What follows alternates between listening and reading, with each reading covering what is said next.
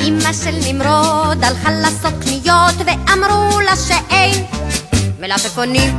אמרו לה גם לראות שכל הסלסלות ריקות ואין בכלל מלפפונים. אמא של נמרוד חזרה מהקניות בלי אף סימן של מלפפונים, מלפפונים.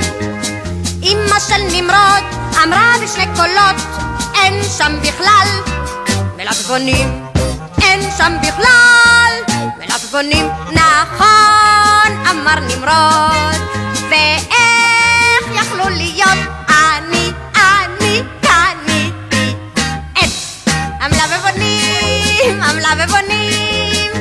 בדיוק 5 דקות לפני שבאת לראות אם יש מלפפונים.